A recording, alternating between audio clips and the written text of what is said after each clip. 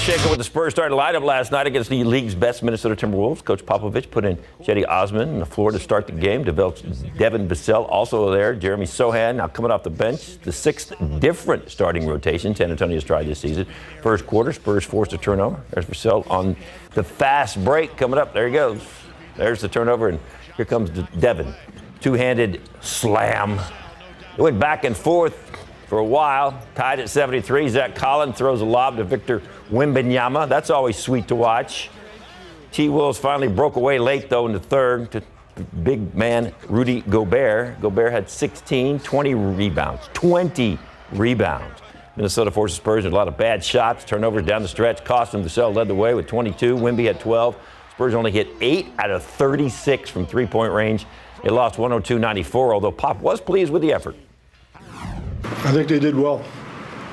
It's the best team in the West, and we gave them a good run. If you shoot 8 for 37 from 3, you're going to have a tough night, and a whole lot of things better be perfect after that. Can't make many mistakes. And, we're making mistakes, but I thought their competitiveness was great. Execution was getting better all the time. But there's still too many mistakes, not enough habits. All right, so see if they can end this losing streak tomorrow night when they host the Chicago Bulls, who are a great team, a little bit better than the Spurs, but maybe the Spurs can pull one off since they are at home in the Frost Bank Center tomorrow night. Tip-off 7:30. Hey, with his record of 2 conference titles in a row and this year challenging for a third, UTSA head coach Jeff Traylor became one of the coaches getting some attention from 2 Power 5 conference schools within 2 weeks.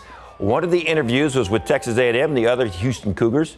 Of course, that attention caused a stir, not only in San Antonio, but around the college football world. Traylor kept things close to the vest, never really revealing anything about the contact, mainly because he was focusing in on the task at hand the rest of the season and trying to make it to the conference championship game. Since all that happened, Traylor expressed his commitment to UTSA. He said the interest from other teams actually helped get things within his own program moving, something he had been pushing for a while. KSAT12 sports director Larry Ramirez spoke with UTSA athletic director Lisa Campos to find out what the school is doing to keep Traylor here in San Antonio. We signed him to a 10-year deal for a reason. We want him to be here. We want him to continue building. And that's him. He's a builder. He's a legacy guy. And he knows that there's something very, very special happening here. Every year we have made some sort of significant improvement to football, whether it's, Coach almost being, I think he's the second highest paid G5 coach in the nation. And his assistant coaching pool is, maybe top 3 in the G5. That I think that really demonstrates the commitment that we have made to him and to the program.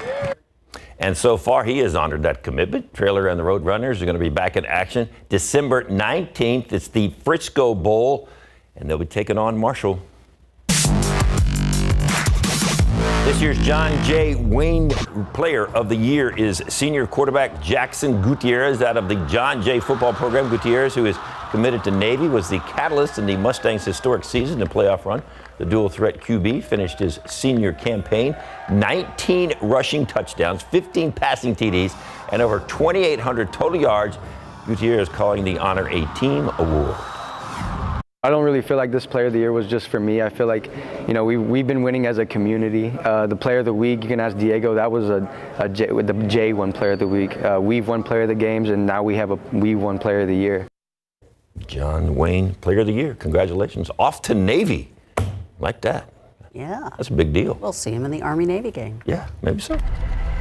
More debt relief on the way for certain student loan borrowers who qualify. Still ahead.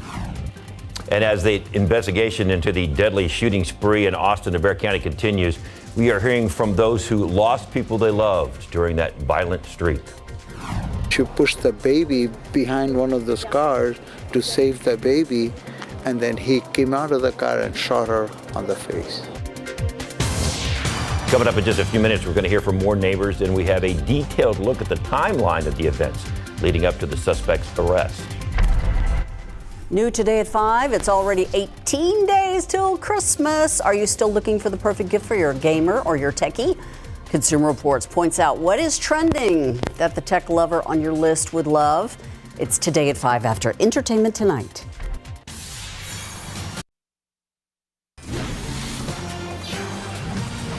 New this noon, police in Converse are investigating a murder. They found a woman shot and killed on Arundel Garden. Police think that she was sitting in a car when two people started shooting at the car. So far, no arrests have been made. Anyone with information is being encouraged to contact the Converse police right now at 210-658-2322.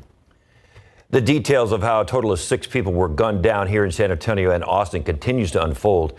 The man at the center of the investigation, Shane James Jr., is in custody. There are 4 dead and 2 law enforcement officers injured in Austin. Angela Shen with some of the families who lost their loved ones in South Austin, who are trying to come to grips with what happened. Angela Shen reporting from KTBC there in Austin. Over the last couple of days, we've been able to gather a lot of information about the suspect at the center of this case. The Bexar County Sheriff's Office says Shane James Jr. was previously discharged from the military due to a domestic violence issue. Then he was arrested by the Bexar County Sheriff's Office in January of 2022 for 3 misdemeanor assaults of his parents and sister. On March 7th, a bail reduction nonprofit called TOP paid his bail, and he was released from jail on bond. A judge would later relax the conditions of that bond, which allowed him to return to his parents' home and live there once again. Deputies were called again to the home just this last August by James's parents, who said that he was having a mental health crisis. But even with the outstanding warrants, deputies left the home without arresting him. Sheriff Javier Salazar defends the decision, saying at the time the deputies felt James had become too belligerent to make that arrest. Instead, deputies asked the suspect's parents to contact them when his mental health crisis subsided so they could arrest him another time. But that call never came. You can read more about this story on KSAT12. Just scan the QR code you see there on your screen. And James was bonded out of jail on those misdemeanor assault charges by a member of the Texas Organizing Project. It's called TOP. The area group is an advocate of bail reform. It has bonded out Bexar County inmates who cannot otherwise afford bail, including those charged with violent offenses. A TOP spokesperson confirmed the organization will review whether that is the best approach moving forward, saying they are profoundly saddened by this murder spree. 3 people are dead and a 4th in critical but stable condition after a gunman opened fire at the University of Nevada in Las Vegas before police killed him in a shootout. Yesterday's attack had terrified students and professors hiding in classrooms. The Associated Press reporting that the shooter was actually a professor who'd unsuccessfully tried to get a job at the school. The campus is only a couple of miles from the Las Vegas Strip, where the worst mass shooting in U.S. history took place back in October of 2017. Police say lessons learned from that tragedy helped them confront yesterday's attack. Israeli forces hitting a southern Gaza town twice overnight, and that is sparking fears from people who live there, since it was on one of the last places where they could escape the fighting. United Nations officials now say there are no safe spaces in Gaza. This comes as Israel widens its offensive against Hamas. That heavy fighting continues to displace tens of thousands of people and cut most of Gaza off from deliveries of food, water, and other vital aid. A vote to provide more funds to Ukraine and border security failed after weeks of heated negotiations. It's expected to be brought back for a vote in the coming days, but negotiations continue to fall apart because Senate Republicans are standing firm on their demands to tighten asylum standards. They also want construction on the border wall to continue. Meanwhile, as those lawmakers on Capitol Hill go back and forth, border communities continue to see resources strained. One city in Arizona recorded over 17,000 migrant apprehensions just last week. And in California, makeshift tent camps continue to grow. Tens of thousands of people who own on their student loans are getting off the hook. The Biden administration is earmarking $5 billion for student debt cancellation for more than 80,000 borrowers. Biden said the money would help teachers, members of the military, nurses, and other public service workers. Biden's announcements bringing the total of canceled debt to $132 billion for more than 3.6 million borrowers to date. If you'd like some more information, you can go to studentaid.gov. A Texas judge says a pregnant woman in Dallas can get an abortion. Kate Cox is 20 weeks pregnant, and doctors say her fetus has a fatal diagnosis. Her attorneys told a district judge that Cox went to an emergency room this week for a 4th time since her pregnancy. State District Judge Maya Gamble, an elected Democrat, said she would grant a temporary restraining order that would allow Cox to have an abortion. That decision is likely to be appealed by the state. Today is Pearl Harbor Remembrance Day. Back on December 7th, 1941, 2,400 service members and civilians lost their lives in a 2-hour air raid by Japanese military forces on the U.S. naval base in Hawaii. The sneak attack shook America's confidence and pulled our country into World War II. Congress designated December 7th as National Pearl Harbor Remembrance Day back in 1994, and today marks 82 years since that attack on the harbor. Outside with live cams, so you're saying get your Kleenex ready and your hay fever medicine and all that. Just have it standing by because you could use it in the next couple of days. Look, I'm not an allergist, and it's hard to predict that sort of thing, but knowing that we're going to get some gusty north winds and some pretty dry air, that's usually a good setup for us for mountain cedar, and that's going to happen over the weekend, probably Sunday into Monday. So just something to keep in the back of your mind.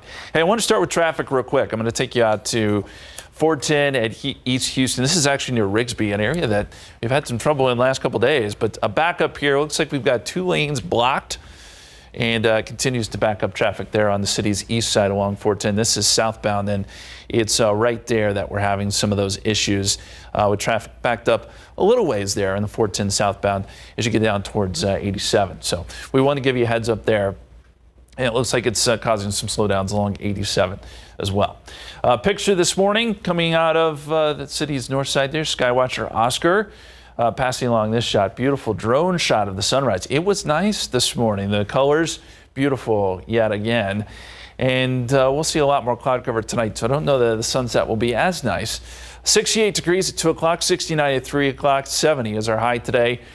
Then we dip into the 60s tonight, but not near as cool as the last couple mornings. A lot more cloud cover, fog, drizzle may develop by tomorrow morning, all out ahead of our next cold front, which is scheduled to get here on Saturday. We'll talk more about that. Plus, I'll look back at that snowfall in 2017. It was on this day in 2017 that we got some snow here in San Antonio.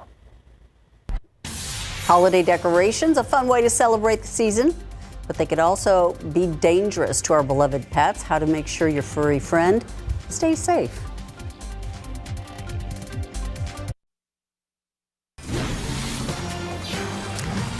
This time of year, pet owners need to be aware of what Christmas decorations are being chosen. For flower lovers, the varieties that are most popular during the holidays are actually some of the most poisonous varieties for dogs and cats. We have a lot of flowers around the holidays that people love. Poinsettias, lilies are two of some of the most poisonous flowers to cats. And even just a little bit of pollen could cause damage. Kidney damage is the biggest issue that you would see with them getting into those plants. There are some options, though, that allow us to decorate how we want without endangering pets in the process. I got fake plants. Well, that'll Like silk flowers, silk save your poinsettias. pets, that's for sure. That makes sense, right? Yeah. We got a cat. She doesn't mess with anything. She doesn't mess She with hasn't pulled the Christmas tree down? No, she doesn't mess with the tree. She's always sleeping. That cat, she hangs outside at night and comes in and sleeps all day. So, yeah. That sounds Sleepy kind of kitty. nice. Yeah, it does. Hey guys, we got another traffic history. I just showed you out there at 410 at Rigsby. We had some backups. This is now 35 upper level downtown. This is going westbound. We've got a couple of lanes shut down here. It looks like there's a bus involved, a couple of cars. So this is likely going to cause some snarled traffic downtown. We know that once 35 gets backed up, it can back up a long way. So just a heads up. 65 so far today. The average is 66. The record is 83. Will be right around 70 later today. But big changes over the weekend, as we pointed out. More on that coming up.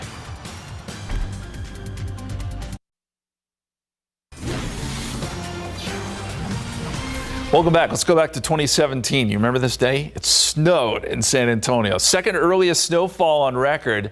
I remember this one quite well. I actually loved it because it was the timing was right. It was at night. A lot of people were already home from work. It was good fluffy snow. We built a snowman with the kiddos. It was a fun one. We got some snow in the hill country early that day, and then it transitioned down to San Antonio and even all the way down to the coast in some cases. But that was 6 years ago. You can believe that. Some snow here in San Antonio, 1.9 inches. We do not have snow in the forecast, not at least anytime soon. The drought monitor is in. and it hasn't really changed. We're still in an extreme drought. Down from exceptional, but still extreme for much of the hill country in San Antonio, where we've been really the last 2 years. So some rain would be good, rain or snow. We'll take either one. But all we have in the forecast is just a very small chance on Saturday, and then some more chances Wednesday and Thursday. Right now, 20%, but we have added those in for the middle part of next week. Here's forecast for today.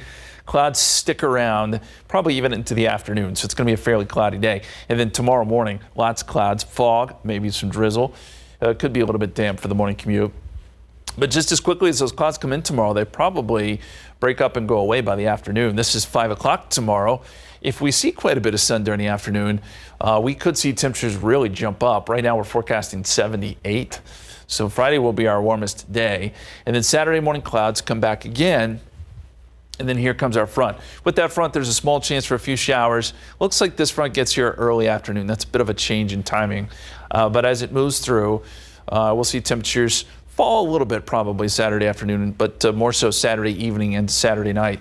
And then we start to get the gusty winds Saturday night. This is 10 o'clock. And this is a point where we could see winds gusting upwards of 30 to 35 miles per hour. We mentioned you'll want to tie down some of those Christmas decorations by Saturday night, because these are the kind of winds that will move stuff around. And then by Sunday morning, if you're heading out to church Sunday morning, know that you're going to want to bundle up. Wind chills could be in the 30s around 7 o'clock. Winds 20 to 25, temperatures right around 40. That'll translate to some pretty chilly wind chill numbers. And then by the afternoon, we're still getting gusts 15 to 20. The air is extremely dry by Sunday afternoon, so that makes me think there will be a bit of a fire danger too. It's not huge, but I do want to mention it just because it has been obviously so dry.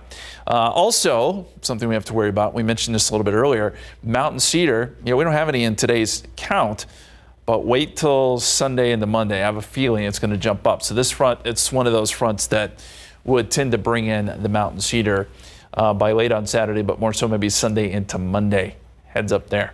We know we don't love it, but it is a possibility. As far as severe weather goes, yes, there could be some severe weather with this front, just not here. It's going to be across far east Texas and Louisiana and well east of us. For us, all we're expecting to see is a shower or two. Forecast today, we're at 65 right now. We'll make it up to around 70 or so. 73 in Seguin, 74 Floresville, 76 in Pearsall, and a mostly cloudy day. Tomorrow, mostly cloudy, 78. 76 on Saturday before that front comes through, and then temperatures dropping 39 Sunday morning, and then Monday morning. That's the other big story.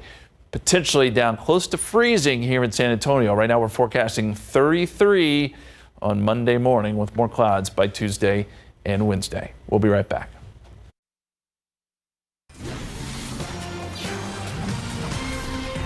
David? Yes? I didn't give you a snack today. Sorry. No, and then they show me this saw that? stuff. Yeah, and I'm like, man, that's not even fair.